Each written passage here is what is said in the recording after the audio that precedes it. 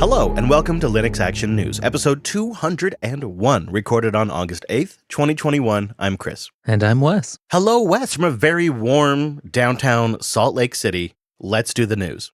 As we approach the 30th anniversary of our dear Linux, Google's security team is taking a look at what might still be missing from the project. Google security team member Keith Cook wrote a blog post calling for more organizations to devote a greater number of engineers to the upstream Linux kernel. Besides acknowledging the need for more upstream kernel developers, the post also encourages vendors that are building devices and products around Linux to use the latest stable or LTS kernel, noting that stable kernel releases see close to 100 new fixes each week. But given that rate of change, unfortunately, vendors are not consistently picking up the latest fixes, and in some cases, they're just trying to cherry-pick the quote-unquote important ones. Realistically, Google's Android ecosystem contributed to a lot of the devices out there shipping in this cherry-picked fix state with weird kernels. And so in that regard, it's good to actually see Google putting effort into this and drawing attention to this problem.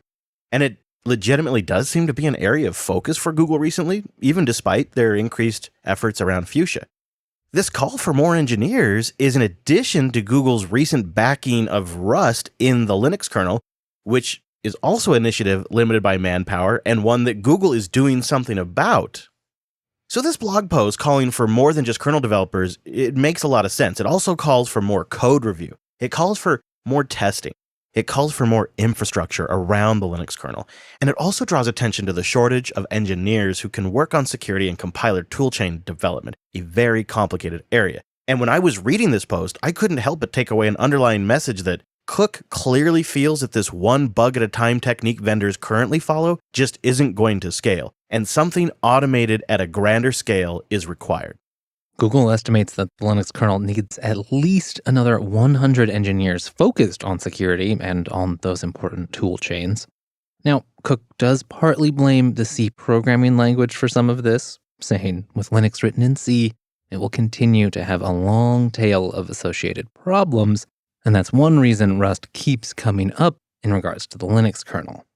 Even beyond the kernel, Cook thinks that things like the MITRE Common Vulnerability and Exposures List, or CVE list, it's used to track and assess the importance of security issues and bugs, doesn't really think that's up to the task, since not all security flaws actually get CVEs assigned, and when they do, it's not always in a timely manner. As far as Cook and the team at Google seem to see it, the only solution is to continually update to the latest version of the stable released kernel.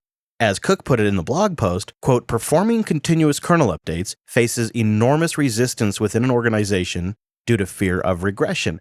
I love the point that he makes in this post. He believes that the problem with updating is not that the kernel might cause a regression, it's that vendors don't have sufficient test coverage and automation to know if something is going to break. And Cook points out that testing just has to take priority over individual fixes.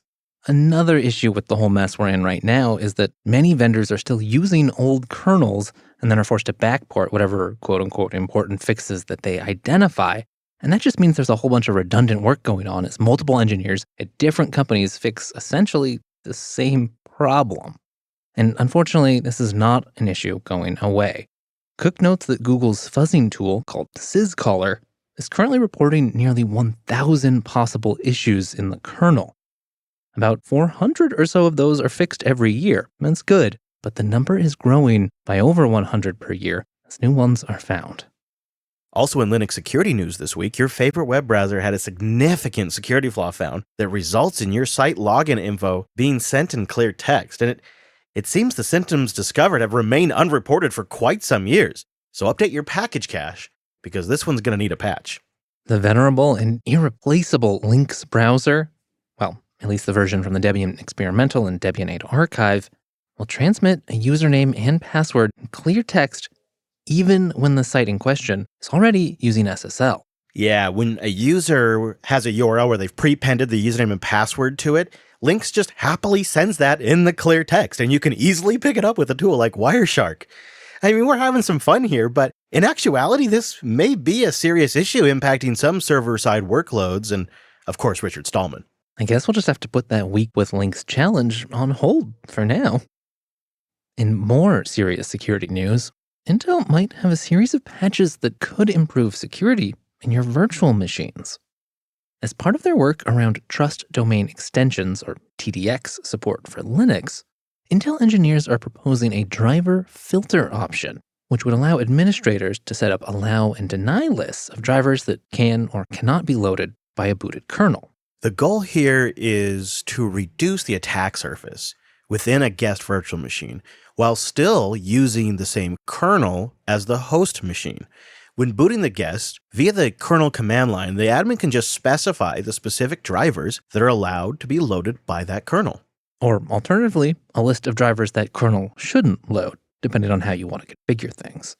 Now, don't worry, by default, Intel's proposal won't change any of the regular behavior of the kernel, but it would add a new handy framework that should make it straightforward to specify what kernel drivers are permitted without having to actually remove any modules from the virtual machine or even rebuild a custom kernel just for that.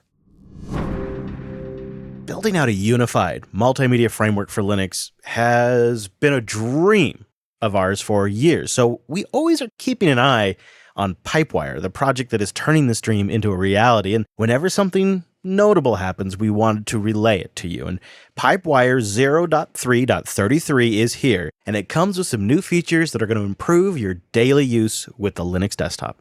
This new release brings another level of maturity to the project with plenty of new features.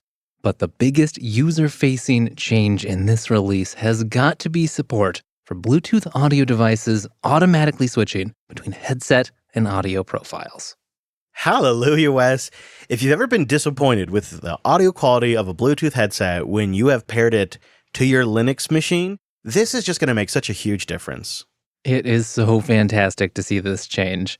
I remember when I got my first pair of Bluetooth headphones and tried them with Linux before trying them with any other system, and I was legitimately worried they might be broken. It just sounded so bad. Oh, man. I mean, okay, yeah, I was eventually able to fix it, but I know my way around Pavu control, and I don't think many Linux users really do. But for those who do, there are also some exciting improvements to support pro audio workflows in this release, including support for multiple sample rates, as well as a whole batch of general and performance-specific improvements. Another story that we've pledged to follow is Samsung's in-kernel Samba server. Because as you already know, turning your kernel into a file server always listening for remote connections is awesome and could never go wrong.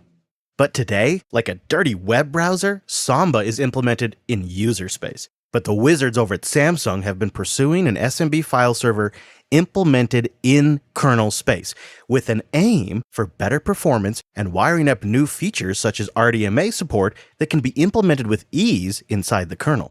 Another motivating factor for Samsung is achieving a smaller footprint and a narrower scope of features when compared to Samba.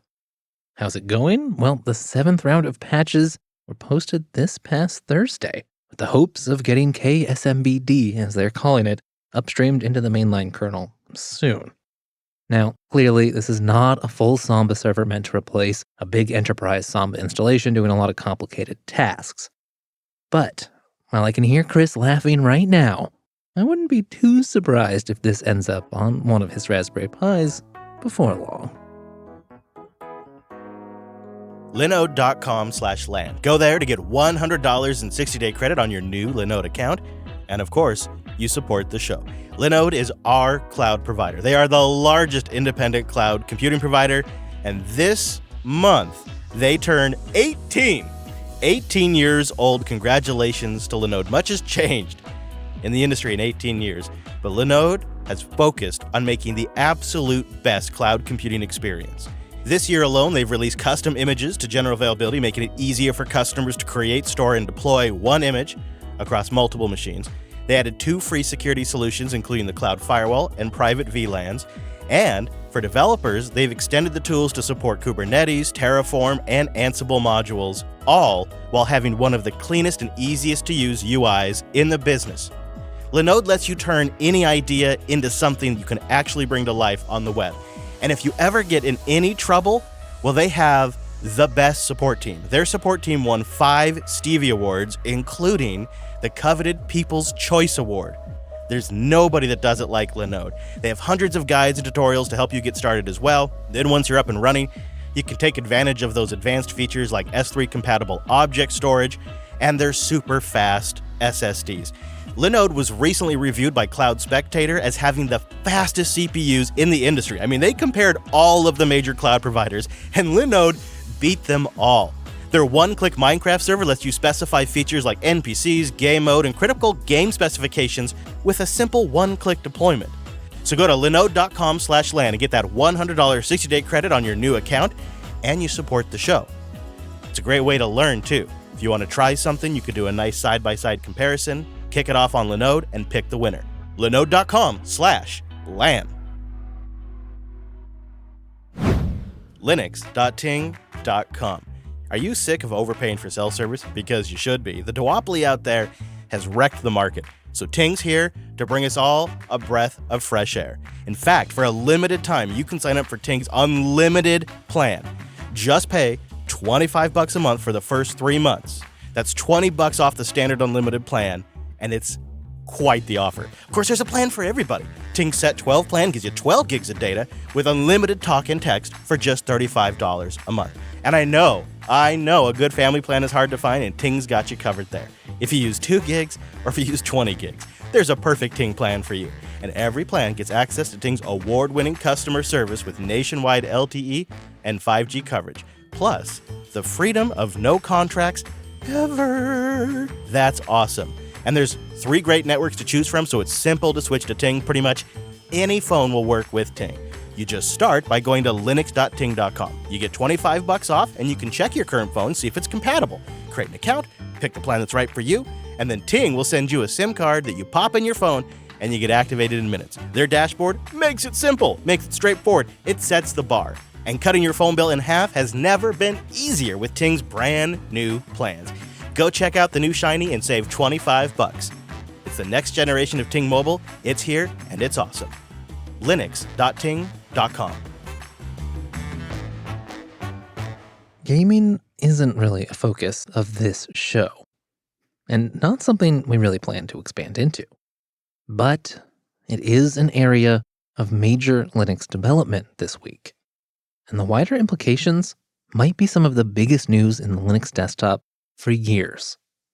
As the general tech sector begins to react to the Steam Deck, we're seeing more and more positive coverage of the Linux OS powering that hardware. Recently, Linus Sebastian of Linus Tech Tips visited Valve's office in Bellevue, Washington. And during that visit, Sebastian was given unprecedented access to Deck prototype hardware. Out of all the tests performed, something we've all been very interested in stood out. Plugging in a monitor via USB-C and getting access to that sweet, sweet Plasma desktop. I would like to try USB-C DisplayPort in. Is it worth a shot? All right. Hey, should be fine. That's famous last words right there, hey? If it doesn't work, if this even makes it into the video, we're not just like that. So if you weren't already convinced that this is a full-fat PC, just in a handheld form factor, well, this should pretty much do it. So I'm gonna switch to external screen, right?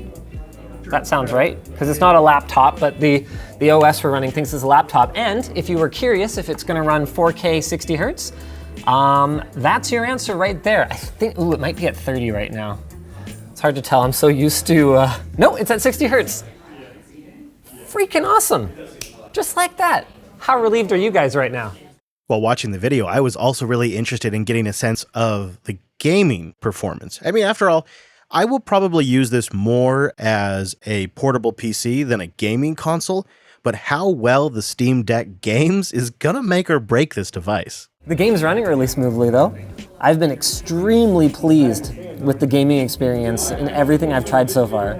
But I think the big breakthrough here, one we see rippling throughout the tech press, was really on display in a different video on the Linus Tech Tips channel, the WAN show from August 6th. This is kind of like, it's like that, but on roids, right? The smallest form factor gaming PC, because it's more than just a handheld console. It is a full-fledged PC. The fact that it has a USB-C like docking connector on it means that you can power this thing, thanks to USB power delivery, off of a device that can run a display, peripherals, high-speed networking. The sky is the freaking limit. It is running a desktop-grade Linux operating system. All Valve has done is they've put a bunch of development work into their Proton. It's not an emulator. It's more like a translation layer between DirectX and, whether it's Vulkan or OpenGL, I guess it doesn't really matter, to Proton, because both of those are supported on Linux.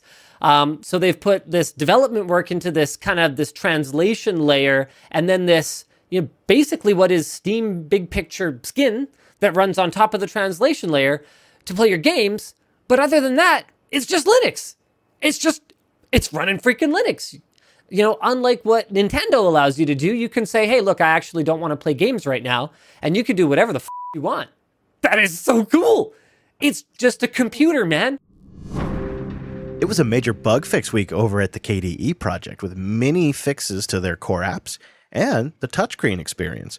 The project really appears to be making a solid effort to get things ready for the Steam Deck. Yeah, our friend Nate Graham notes in his most recent This Week in KDE blog post, we're really trying to improve the stability of our software now that it's starting to be used in more third-party products like the Steam Deck. The idea is that this will hopefully become a virtuous cycle of better and more stable products leading to more use, leading to even better and more stable products. And Linux gaming isn't all about Valve and the Steam Deck either. Lutris 0.5.9 Beta 1 is out, and it's a killer update to this open source Linux game manager. And I think the really big feature here, amongst a ton of stuff in this release, is support for the Epic Game Store. But really, even if you don't have any Epic games, there's so much good stuff in this release of Lutris, it's worth checking out if you haven't grabbed Lutris in a while. Speaking of improvements, the schedule for this year's XDC 21 Xorg Developers Conference was posted this week. The conference is, once again, a virtual event, given the state of the pandemic, but thankfully, it's still going forward. Michael Larrable over at Phoronix points out that Intel are again organizing much of the event, as well as Intel being the sole platinum sponsor this time. Yeah, it's a bit of a shame to hear that. I wish this conference got more support because the list of topics alone is very impressive. And some of them, like several of them, I'd argue, are discussing hard problems that are critical to Linux's desktop success in the future. No kidding. We need some of these issues tackled. The event itself runs from the 15th to the 17th of September. Here's just a taste of some of those important topics. The current state of reverse engineering the GPU found in Apple's M1, updates on the Raspberry Pi Vulkan driver, and perhaps directly to your point, Chris, David Edmondson with KDE will be talking about ongoing work and an early proof of concept for increasing Wayland robustness, so if that compositor crashes, doesn't have to bring down your entire desktop session. Yes, please. And just like so many talks in there, just look really good. Like they're clearly tackling these problems. They're thinking about things that I wondered if anybody was going to address, and they are bringing up issues that, of course, I had never had any idea about. So again, it's the 15th to the 17th, and we'll have a link for more information in the show notes on that. Seems like there could be a lot of good info, so we will try to keep an eye on it as well. And if something develops out of there, we'll, of course, cover it for you. But before we go, I just wanted to say thank you to everyone who made it out to our Salt Lake City meetup. It was a blast. It's been a long time since we've been able to do something like this, and we had folks there that were just learning Linux for the first time. Like, they came to the meetup because they wanted to understand more about Linux, and they've heard there was this community.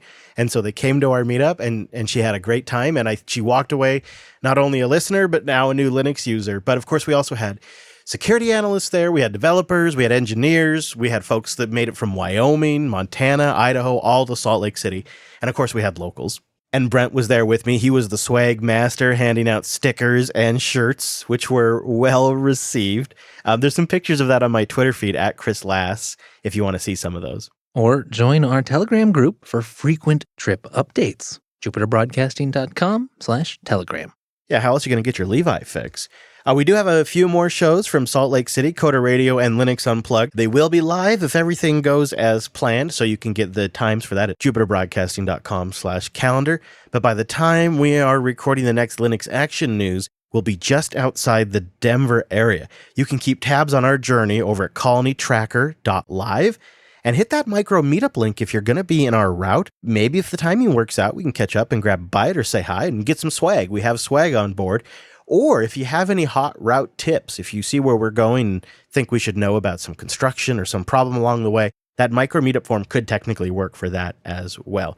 But for this here podcast, you're going to want to go to linuxactionnews.com/subscribe. So that way you get every new episode as we release it. And linuxactionnews.com/contact for ways to keep in touch. If you enjoy Linux Action News and you think you know someone who might also enjoy the show, maybe they're in the biz and they need to stay up to date on what's going on, send them a link to your favorite episode and help spread the word. We'll be back next Monday with our weekly take on the latest Linux and open source news. Thanks for joining us, and that's all the news for this week.